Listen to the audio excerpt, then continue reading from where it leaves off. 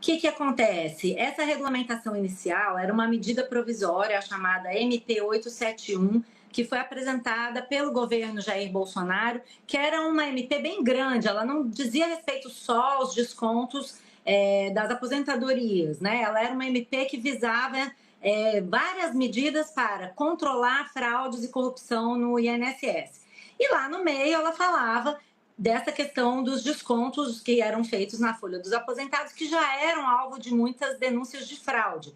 E eles previam ali, todo mundo que tiver o seu desconto feito na folha para pagar uma entidade associativa tem que revalidar esse desconto ano a ano. Então o aposentado tinha que ir lá e dizer se essa era a medida original, tinha que ir lá e dizer, olha, eu confirmo, continuo filiado, quero esse desconto.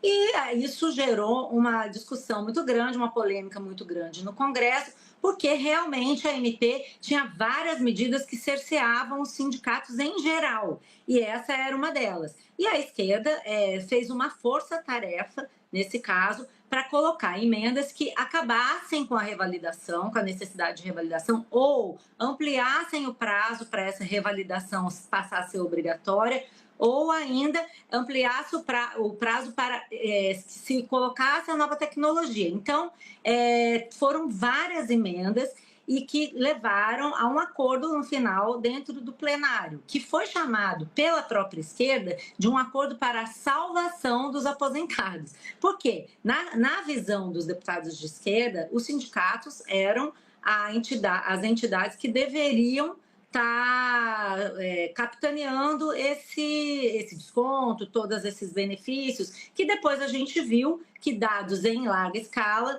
em massa, levaram a uma série de fraudes, né, que foram também fraudes em massa. E a discussão era justamente essa. Por que eu fui fazer essa pesquisa, Júlia? Porque a gente está vendo aí todo esse debate da CPI do INSS, e vocês falaram, eu vi na semana passada sobre o vídeo do Nicolas e de toda a resposta que foi dada pelo governo, do deputado Nicolas Ferreira, em que se discute isso. Foi o PT que roubou os aposentados, foi o governo Bolsonaro que roubou os aposentados. A minha ideia era, olhando a tramitação, ver aonde que se abriram as brechas para que esses descontos fossem aplicados em larga escala, sem fiscalização. O que dá para concluir por esse processo? Pelo menos nessa primeira MP, a gente pode falar das outras depois.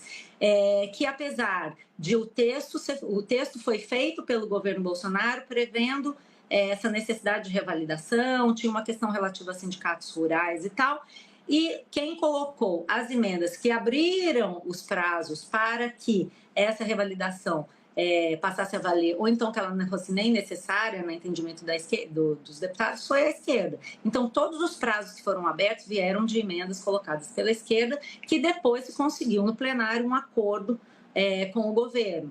Nesse início, a avaliação do governo, segundo as pessoas com quem eu conversei que participaram dessa negociação, era que se você veta esse artigo, a MP chega no plenário e o pessoal derruba a MP, fica sem regulamentação nenhuma. Então, essa foi a avaliação. Vamos manter o acordo com a oposição e depois a gente tenta em outras ocasiões. Foi essa a intenção, tentar entender nessa guerra de narrativas qual o papel de cada um.